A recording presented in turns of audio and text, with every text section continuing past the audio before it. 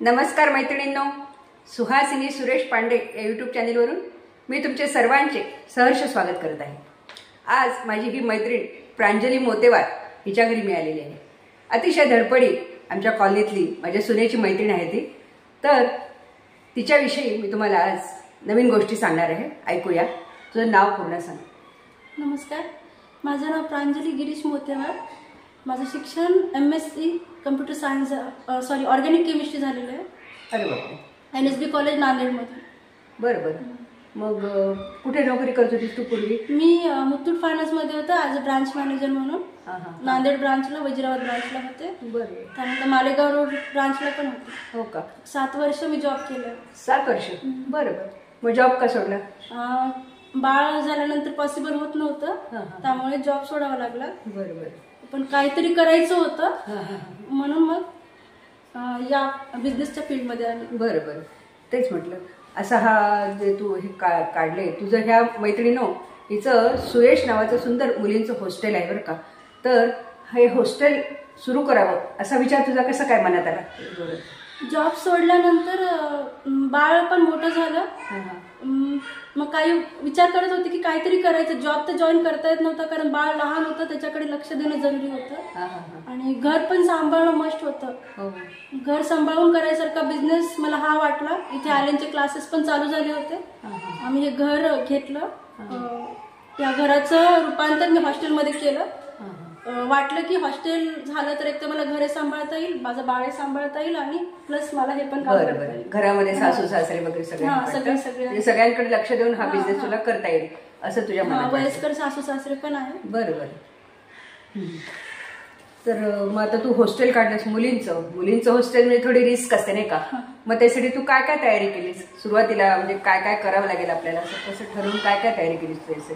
Hostel चालू करायचा विचार केला, त्यानंतर काम तर चालू केलं पण सर्वे केला मी। आधी 4 हॉस्टेलला जाऊन बघितलं की तिथे कसं काम करतात, ते तिथं फूड कसं देतात, किती टाइम देतात, कशा प्रकारचं देतात, मुली काय पसंत करतात, त्यांच्या सिक्युरिटीसाठी आपल्याला काय काय करावं लागतं। त्या सगळ्या गोष्टी मी आधी पूर्ण नांदेड मधले हॉस्टेल जेवढे मला पॉसिबल होतील तेवढे मी सर्च केले, तिथे जाऊन आले आणि ज्या हॉस्टेल मधलं मला जे वाटलं की हे करावं आपण आपल्या हॉस्टेलमध्ये, असं प्रत्येक हॉस्टेल मधला एक पॉइंट मी उचलला आणि मी माझं हॉस्टेल उभं केलं। बरोबर, छान केलं तू। मग आता काय काय सोयी केल्यास तू तुझ्या हॉस्टेलमध्ये? साधारण इथे सगळ्या सुविधा आहेत। गरम थंड पाण्याची सुविधा आहे, प्रत्येक फ्लोअरला एक फ्रीज केलंय, वॉशिंग मशीनची सुविधा आहे, सकाळी ब्रेकफास्ट असतो, दुपारी लंच असतो 12 ते 3, 4 वाजता स्नॅक्स टाइम असतो, टी टाइम स्नॅक, 7 ते 9 जेवण असतं पुन्हा। म्हणजे हे टाइम तुम्ही पक्के पाळता का? हे टाइम पक्के पाळतो। शनिवारी गोड जेवायला असतं काहीतरी। बरोबर। संडेला आम्ही स्किप करत नाही जेवण, खिचडी ठेवतो। बरं, संडेला मुली असतात बाहेर कुठे जाण्यापेक्षा आम्ही लाईट खिचडी ठेवून देतो। एक टाइम रिलॅक्स असतो ना, आता मेडला पण आम्ही खिचडी ठेवतो रविवारी का शनिवारी? रविवारी। बरोबर। मग सकाळी नाश्ता वगैरे सगळं? बरोबर। आता किती संख्या आहे साधारण? आता माझ्याकडे 32 मुली आहेत। अरे बापरे। आणि सुरुवातीला किती होत्या? सुरुवात केली तेव्हा ऍडमिशन 2 झाले, थोडी घाबरली की 2च ऍडमिशन होते, पण त्यानंतर झाले। मला लवकरच 11 ऍडमिशन भेटले। पहिल्या वर्षी माझे 11 होते, आता माझं दुसरं वर्ष चालू, माझं हॉस्टेल फुल आहे। अरे बापरे। बरोबर। 32 मुलींची कॅपॅसिटी आहे आणि पूर्ण फुल आहे। मुलींना अगदी जेवल्या की नाही, खाल्ल्या की नाही, वेळच्या वेळेवर त्यांनी डबे घेतले की नाही, म्हणजे तू अगदी आईसारखं मुलींना बघतेस नाही का? छोटं माझं हॉस्टेल छोटं आहे, 32 मुलींची कॅपॅसिटी आहे, त्याच्यामुळे इंडिव्हिज्युअल प्रत्येक मुलीवर माझं लक्ष ठेवणं होतं। तर काय करतात, जेवतात नाही जेवत, किती वाजता जातात, किती वाजता येतात, सगळ्या गोष्टी मला माहित असतात। बरोबर। म्हणजे तिकडे आई वडील राहतात दुसऱ्या गावाला, पण आधी तुम्हीच आई वडील आहात नाही का? तू आणि तुझे मिस्टर, म्हणजे दोघंही जण लक्ष देतात तुम्हाला नाही का? बरोबर।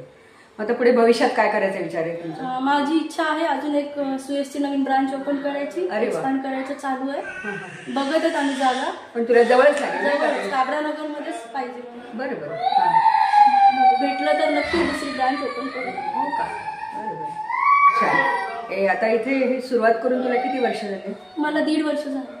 1.5 वर्षामध्ये तुला एवढे मेंबर मिळाले नाही का? आणि अजूनही चौकशा चालूच आहेत माझी। मागच्या वर्षीच जवळपास 20-25 ऍडमिशन वापस गेले। अरे बापरे। तुला नवीन ब्रांच खोलावीच लागेल। त्यामुळेच विचार केला बघू फेब्रुवारी मार्च पर्यंत जर चालू झाले करता आली मला जर जागा भेटली चांगली माझ्या मनासारखी तर मी नक्की वाढवणार आहे.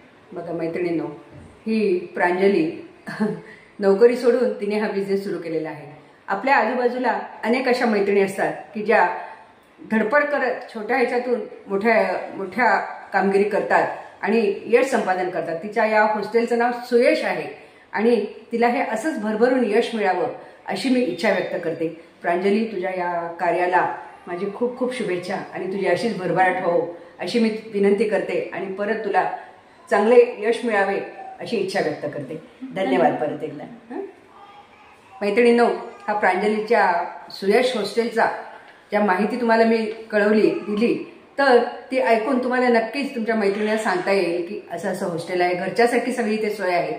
आणि तुम्हीही तुमच्या ओळखीच्या मैत्रिणींना, नातेवाईकांच्या मुलींना सगळ्यांना सांगा की हिच्या हॉस्टेलमध्ये या आणि व्यवस्थित इथे जसं वातावरण आहे त्याचा त्या मुलींना नक्कीच फायदा होईल. मैत्रिणींनो, तुम्हाला प्रांजलीच्या सुयश हॉस्टेलचा व्हिडिओ आवडला असेल तर नक्की लाईक करा आणि या व्हिडिओला सबस्क्राईब करा. धन्यवाद परत एकदा.